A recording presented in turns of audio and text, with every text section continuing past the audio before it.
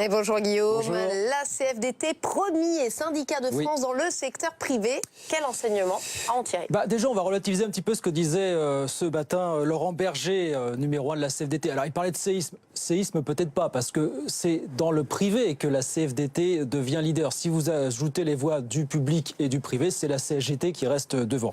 Alors, c'est pas un bouleversement majeur, mais c'est vrai qu'il y a un symbole, parce que c'est vrai que la CFDT déjà avait jamais été première dans le privé. Et puis, c'est vrai que c'est intéressant quand vous regardez le rapport de force entre la CGT et la CFDT dans le privé toujours. Il y a 4 ans, on avait déjà eu des chiffres. À l'époque, on était à touche-touche. C'est-à-dire que chacun faisait grosso modo 26% des voix. 4 ans après, donc aujourd'hui, qu'est-ce qu'on voit? La CFDT, elle grappille 0,3%.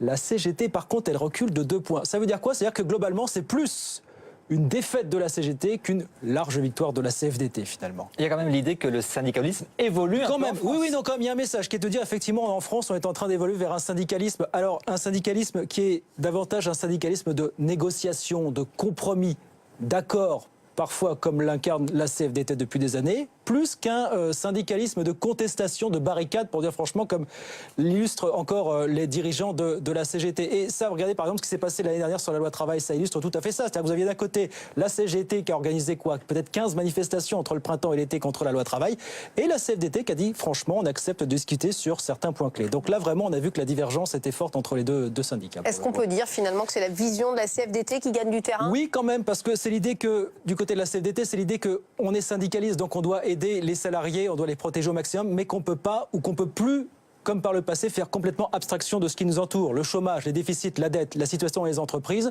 Donc c'est ça en fait que le message que la CFDT a réussi à faire passer finalement, et c'est là-dessus qu'on devrait encore s'appuyer dans les prochaines années. Merci Guillaume.